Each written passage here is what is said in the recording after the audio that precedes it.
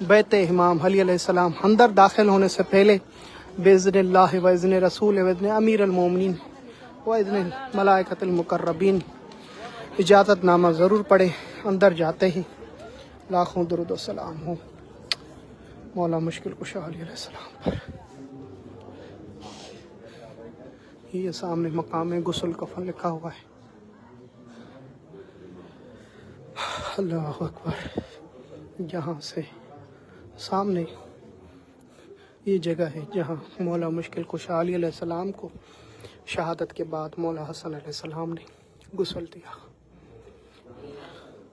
اللہم صلی علی محمد و علی اللہم صلی علی محمد و علی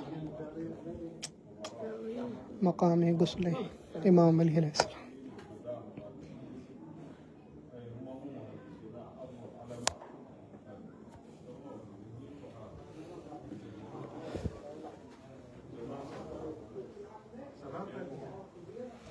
اور یہاں پہ حجرے ہیں شہزادیوں کے. وہ راستہ بند ہے وقت لیڈیز کے لیے ہے. بی بی زینب عالیہ، بی بی ام کلثوم اور دوسری شہزادیوں کے حجرے یہاں پر.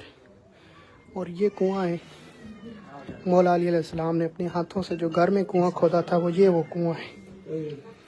یہ شہزادیوں کی طرف ہے. یہی رمضان تھا جب یہاں پر کوہرام برپا ہوا اور اللہ اکبر ہر ایک نے آواز بلند کی وا امامہ وا علیہ. 19 رمضان آنے والی ہے. مولا کی شہادت کے ایام قریب ہیں. اسی گھر میں مولا کی شہادت واقع ہوئی ہے. پوری دنیا میں یہ ایک گھر ہے مولا مشکل کشا کے نام پر جو صحیح و سالم میں. باقی تمام آل رسول کے جو گھر تھے وہ مٹا دیے گئے ہیں. یہ حجرہ ہے مولا حسن حسین کا.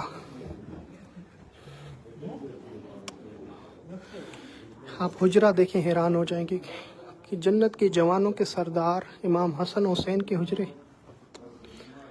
اتنے چھوٹے یہ حجرہ، اتنا چھوٹا. اللہ اکبر.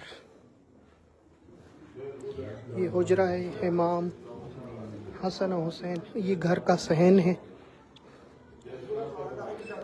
اس وقت آپ کوفہ شہر سے امام علی علیہ السلام کے گھر کی زیارت کر رہے ہیں جہاں مولا مشکل کشا علی علیہ السلام کو اسی گھر میں جب مولا کی شہادت ہوئی ہے.